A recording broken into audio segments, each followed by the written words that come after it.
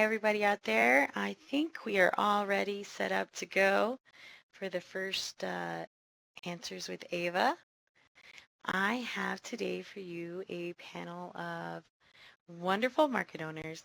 Not only are they wonderful market owners, they're all women. So we're going to show the women power here today. Thank you guys for all coming and checking this out and seeing what this is all about today.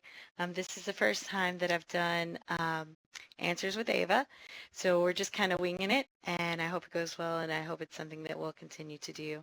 One thing before I jump into all the interviews is I do want to say I have started something really awesome, or at least I think it's awesome, and I hope all you guys do too. I've started an Amaretto Picture of the Week, and I don't know if you guys have seen any of the notices I've been sending, but every week you can take a photo and drop it in the camera at any of the main Amaretto locations, and every week I collect them, I go through them, and we pick one winner each week, and we display their photo not only at the main horse store, but also on our website. So that's something really cool that I'm trying to spread the word about. So if you're someone in Second Life who loves to take photos, or you love editing photos, or things like that, guys, think about entering that photo contest of the week. This will be my 4th week coming up. I pick and announce it every Wednesday. As I said, today I am interviewing all market owners, and they're all women. I have Lolly Dover from Rainbow's End. I have Janelle from Minx Farms, and I have Mallory from Mystic Bay. Guys, give them all a big hand for coming down here today and agreeing to be interviewed by me. It's really nice to be asking the questions instead of being asked the question. So we're going to start at the end over there with Miss Lolly. She is the owner of Rainbow's End. Now, Miss Hello, Lolly, hello. do you own that by yourself, or do you have a partner in that? That one is pretty much my husband and I. We own that, and then half of Jungle Cats as well. So why don't you tell us what is the name of your market and how many Sims you have? We're a fairly small market. It's Rainbows and Breedables. 2.5. Well, one half is Jungle Cats, and the Rainbows End has a Amaretto store and lots of horses, and it also has a few gym pandas. Now, how long have you owned your market? Oh boy, since I think early on when I first started SL, I was one of the first group of beta testers. That was fun. I think we had like 3 beta tests before it went to market. So yeah, a long history with Amaretto. I remember helping you with your appreciation horse when you had Yes. gotten it. um, Yes. The sprinkles, I still have them. now, do you offer auctions at your market, or is it just rentals? We do have an auction place, but we're looking for a good auctioneer right now, and we'll be starting those up again shortly. And they tend to come and go, so yeah, unless I do it myself. So, what is one thing that makes your market different than everyone else's? I think we work hard on the sim and the way it looks, and try to make it very welcoming and more on the lush, greener side. I know everybody here has a different type of feel to their sims, and we all work hard on them. But I think with ours, it's more of a jungle-ish kind of lots of bamboo features. I definitely know when I land at Rainbow's End. Tell us about what are some of the things that you've done personally to make your market successful? Invest a lot of money, a lot of advertising. We try to have SL family members on the sim say hello. We really don't have a manager or, it's just us and the family. We sort of run and talk to people and try to do it ourselves. So I guess we try to be more homey, more family. Well, I definitely know that managing a market can be tough. Yes. Um, but there's a lot of people I know that I see markets come and I see them go just as quickly as they came. So what is a good piece of advice that you would want to give to some of the people either out in the audience or maybe watching this on the web that are interested Mm-hmm. in becoming a market owner? Oh, you have to love breedables. That's the main thing. You have to just love breeding the animals and the challenge of trying to breed what you want. So you have to really, I think you just have to love the breedable and the challenge. I have always loved the Amaretto horses. Since I was little, I wanted horses, so it was natural to gravitate to those. And we've stayed with them all these years. And I think the good thing is they keep changing up, adding new updates, new features. I love the wings. I'm a wing person. So I have many horses with the wings, especially when you make the limited editions. I guess my best advice would be you just have to love breeding and you have to love the puzzles and the challenge of the breeding. What traits would your dream horse have? And I want to know, Lolly, your just over the top dream horse, what would it be and what traits would it have? Well, first eyelashes and heels, naturally. I'm just kidding, but I think a really good feature to add, like how we have hair and we can pick hair and choose hair. It might be kind of neat to come up with like a store that we could go in and maybe we could, buy some hair and things for the horses and dress them up. Oh, so like some interchangeable manes and tails, Hair huh? and tails, yes, that would be fun. That would be like My Little Pony on steroids. Well, I certainly appreciate you coming down here today, Lolly, and sharing with us about your market. Oh, Um, my pleasure. all right, so now we're going to ask the lovely Janelle from Minx Farms a few questions. Now, Janelle, I know that you have several partners in your market, correct? Yeah, I have three other partners. And you guys just won the Breeders' Choice Award for Best Market, didn't you? That's right, we did.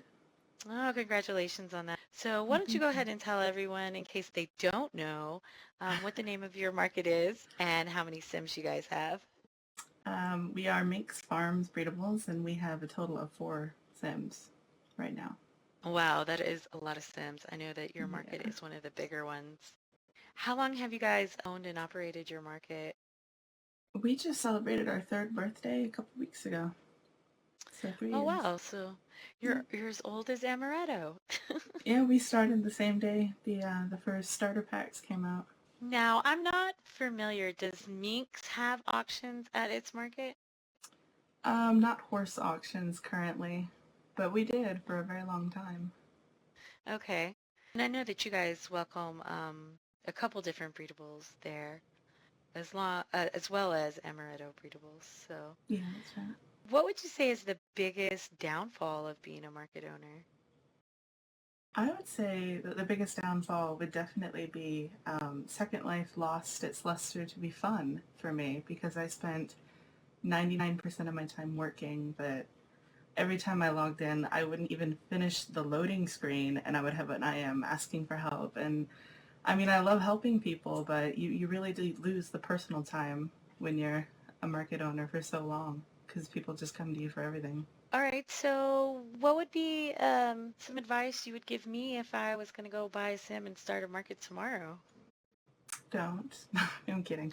Um, you really honestly you need a lot of patience because markets they're not an overnight thing, and I mean it took us 6 months to a year to get on our feet to even be known by anybody.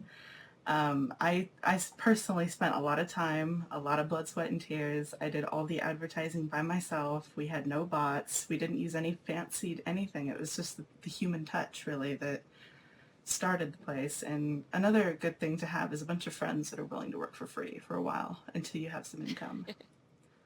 That was a lifesaver.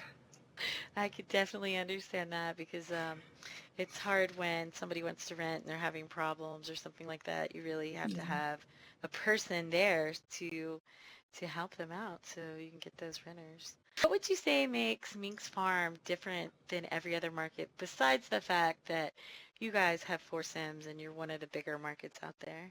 I think that the one thing that really made us different was the fact that our managers helped with everything. I mean, they were on call 24/7. We originally started out with the old bid boards that you couldn't set by yourself. Like you had to have somebody come set them for you.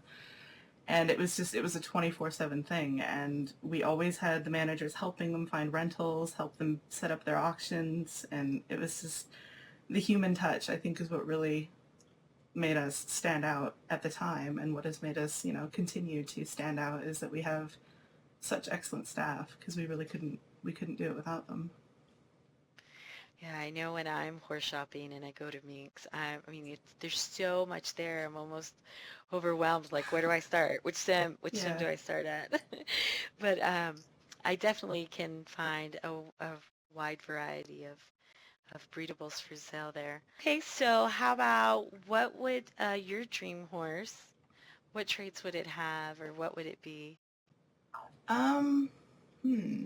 Are those like traits for the future or things that are already? Either or, things that I've are already actually. here or things that you'd like to see. Oh. I've actually already bred my dream horse. It was about a year ago. It's a white Arabian. I know, old school, right? With like sapphire eyes, and it was like a double long with low coat and hair luster and high coat and hair gleam. It was really beautiful. Just on that white, it just shone. Everybody loves the white and black horses. So I love them. Thank you, Janelle, for coming out today, answering some questions. I really thought this would be a great opportunity to let the renters or the people who rent from you guys know a little bit more about you because I know I've rented at markets before and I never even knew, the only way I knew who owned it was who I was paying on the rental box. So thank you for coming down. Yeah, no problem. Now we have the magnificent Mallory Florsby. Hi, Mallory. Thank you for coming today. Hey, Ava. Thank you for having me. Why don't you tell us the name of your market and how many Sims you have, just in case somebody out there doesn't know? Okay, I am the owner of Mystic Bay Breedables. We currently have one sim, well, actually two commercial sims. We're working on moving, though, the second sim to Mystic for a whole other kind of environment over there. How long have you owned Mystic, and do you have a partner, or is it all yours? Yeah, Fato. Well, I mean, I'm the one that does most of the work, right? But Fato is also an owner. He's inspired me and he gives me a kick when I need it. I think it's a little over 2.5 years now. I would have to go back and look. Um, yeah, right around 2.5 years. So now, I know at Mystic, do you welcome all breedables, or are you limited to certain ones? Any breedables. The majority of our sim is, of course, Amaretto. And then secondly, I think the next would be the WK cats, the wild cats. So that's pretty much, but any breedable is more than welcome to be there. I feel kind of silly even asking you this question, but do you have auctions at your market? We do. We have lots of auctions. 6 p.m. Amaretto Horse Auctions, Monday through Friday. We have decided to take Sundays off. I do a lot of my administrative stuff during that time and spend time with the family and kind of catch up with our own stuff. We're going to be starting up our elite horse auctions again now that the 4.0 is out. Yay. Um, and we also do WK Cats. We do them at 12 p.m. and 7 p.m. And we're also doing 12 a.m. a couple times a week. And of course, we do patrons for them as well. So yes, we do lots of auctions. Now, you have a pretty large staff of auctioneers over there, right? I To have do. all those auctions? Well, but I generally call a lot of them myself. Definitely one of the problems in Second Life is if you're a market owner and you're not able to call down your own auctions, you run the risk of having somebody no show. So I'm grateful for that I can actually call them down. But I do have some really wonderful auctioneers that have been here for a very long time and very supportive. Wonderful, wonderful people. Well, I can say that I definitely have a different level of respect for auctioneers. After dealing with the Relay for Life auctions that Amaretto has hosted, by the time I get done with one of those, I'm like, I'm runt for the day. Like, I don't even know Yeah, yeah. how you could turn around and do it a couple hours later. It's really, I mean, it is a skill and talent to do that. I don't think everyone in Second Life can do that. It does require a lot of energy, and even if you have to fake it. Ciao, Marco. What sets Mystic Bay apart from some of the other breedable markets that are out there? Well, thank you. Honestly, it's going to sound corny, but truthfully, we are a community, more of a big family than just a sim. It sounds corny, you think about that show Cheers, where everybody knows your name. We're always glad you came. Well, that's really what Mystic is all about. Mystic is more than just patrons. I consider them family and consider them friends. Patrons help each other. They look out for each other. It's just a great community of loving, amazing people, truthfully. And Mystic really would be nothing without them. What advice would you give me if I wanted to start a market tomorrow? I would suggest, really doing your research, making sure you have backups and backups for the backups.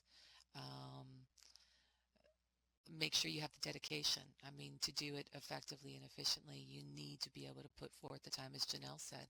Um, you're doing something 24/7. You have to be willing to do that, or you're just not going to succeed. You're not going to succeed. You have to have great personal skills. You have to be able to deal with difficult people. You have to be patient. It takes a lot of hard work. It's certainly not an easy thing to run a breedable sim. There's so much that goes on behind the scenes of any auction or any, direct sales paddocks or anything that people really aren't aware of. Okay, so let me ask you, for your dream horse, what kind of traits would it have? Or have you already bred it? Or are you working on something? Ah, Lordy, I've got to start working on it. I think, Jelana Techman actually inspired me. She had brought one of her horses to my auction, and it was a beautiful double long white walker, of course, back to the whites and blacks, right? It had the high coat gleam and the low hair gleam with the leopard spotted Falabella black, and I just fell in love with that. And I'd love to see a hoof salt with that, with maybe an ivory rune's eye. Maybe a coat gleam high, low hair gleam, and a blizzard wing. To me, that I think would be my ideal horse. I wanted to give you guys all a chance to ask Ava a question. Maybe some surprises? You can give us a sneak peek as to what's in that 4.0? Oh, well, let me see. In the 4.0, you're going to get Amaretto Breedable horses. You're trying to get me in trouble, Miss Lolly. I am. Okay, so sorry. Do you guys have any plans for other breedable animals in the future? I would say right now we are really focused on the animals that we have. We have no plans in the immediate future to bring out any other animals. We have no plans this time to come out with any other animals. But you never know what the future may hold for Amaretto. When you first started working with Amaretto, did you ever expect it to get as big as it has? And what do you think the downside to that is? Oh, that is a hard question. When I first started working with Josie and Amaretto and Jason and all those guys, I had no idea what I was getting into. I certainly didn't think that 3 years down the road I would be sitting here, answering this question. I don't think any of us really expected for it to go well and it get as big as it did. Although we certainly are grateful that people loved our products, and we're extremely thankful. And I would say the downfall to kind of like what Janelle was saying, like uh, before Amaretto, I played Second Life. It was fun because it was a way to just, relax or have a good time or whatever. Like now, it's definitely different because every time I'm logged in, I'm answering an IM or I'm working on something or but I would say that's the biggest downfall is sometimes I do miss when Second Life was just fun. And I don't think I could ever just log in and not have a full day or have time without someone asking me something Amaretto related. Like I said, I am grateful for the opportunity and grateful for this crazy ride that I've been on for the past 3 years. And you know, um, I loved getting to know all the breeders that I've gotten to know, see everybody kind of grow and change and friendships and bonds and things like that. I've met a lot of really awesome people doing this. It's been a whole lot of fun. So yeah, you did have a doozy, Mallory. That was a doozy? Yeah, I could talk for hours about how much I love Amaretto and the breeders and everything we do and how fortunate I am just to be a part of it. So now that we've kind of asked these wonderful ladies some questions about their market, I thought we could kind of discuss what are some things that breeders should look for or pay attention to when they're going to rent at a market. If any of you ladies have anything you want to chime in on, we can just kind of have a general discussion about it. But I know a lot of people, they don't know, maybe they're new or the rental sim they used to rent at is gone. But there really are some things that you should look for when you're looking for a rental because I think everybody's covenant is different. The rules are different everywhere. And it's important to know what you're getting into before you purchase that rental. Any of you ladies have any advice or anything you want to throw out there for people who are looking for rentals? I can say Auctions? something. Yeah, I can say something. Uh, we were just obviously nominated the best auction house on the grid, thanks to all the people. Oh, I totally Um, forgot to mention that. I'm sorry, yeah, no, Mallory. no, no, no, no, no, no, that's okay. But as far as auctions, you want to, we do things quite a bit differently than most auction places on the grid.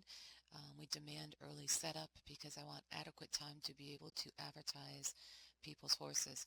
Um, the same can be said about, renting a paddock.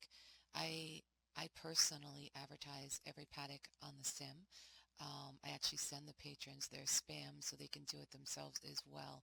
I think you want to see, if the sim you're on is actually advertising for you, if they're helping you sell your horses. You want to look for, of course, the covenants. I mean, we're a little bit more strict than most places. We demand that the paddocks be kept within the theme of the sim. We don't like big signs or anything spinning around like that. And also location. You want to see if your paddock's going to be seen. Is it easily seen or is it hidden way off into the back? It's important, like Mallory was saying, to know what is allowed on the market that you're at and what is not, because that may influence on which market you're going to rent at. I know of several, like you said, you can't have rotating prims or big, huge signs or, just things like that. I also think it's really important to know who you're renting from. I'm a stickler about who I give my lindens to. I don't know if anybody else is as bad as me, but I want to know that the market owner is going to be there to support me if, somebody leaves a bundle behind or somebody leaves a horse behind or my neighbor sticks their sign through my door or, you know, just that people are accessible because if something goes wrong and you can't get a hold of someone for days at a time, that's really is really obnoxious and, that's not going to be cool for you. Janelle, did you have something that you wanted to add? Advice Yeah. for renters?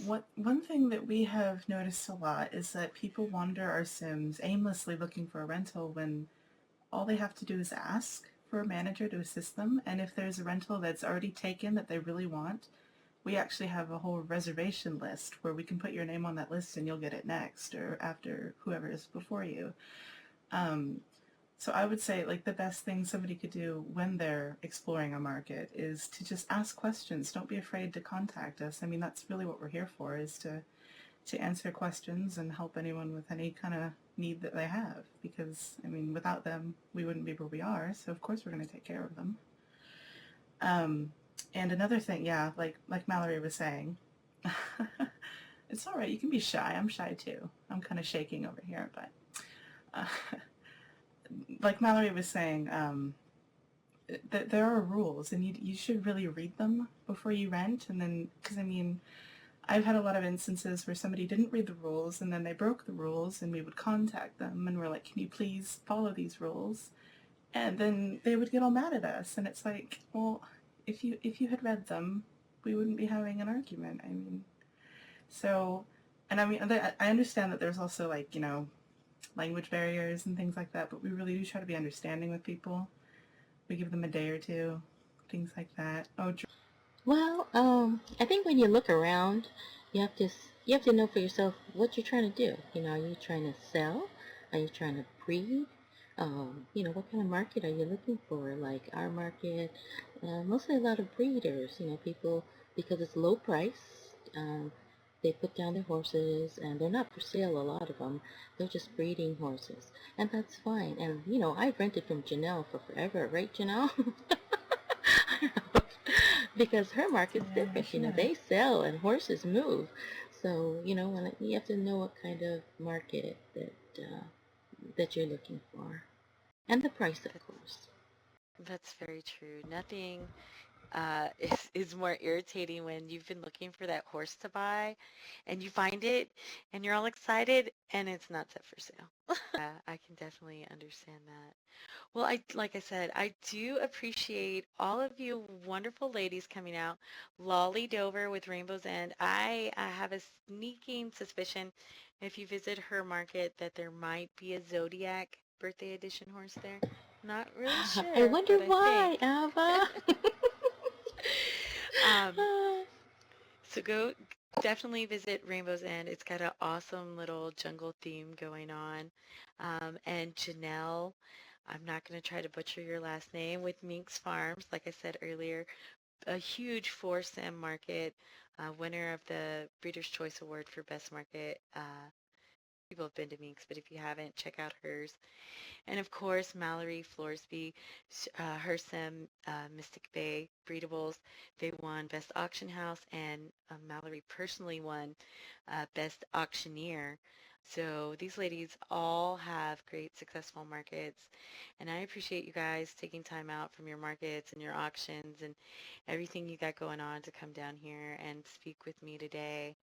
Really appreciate it, ladies. So we are going to do this again. Next month. I think it's going to be the same time and same Friday. Look for the notices on that. I don't know what my theme is going to be yet. If you have something that you'd like to see me talk about or an idea, please send me a note card or message me. Like I said, we're going to do this once a month, and hopefully we'll get some interesting things going and some interesting discussions that people really want to hear about, discuss, because that's what I want to do here. Of course, with have some fun as well. So I appreciate all you guys. Thank you, ladies. Thank you, TM, personally, for recording this. And this has been the first edition of Answers with Ava.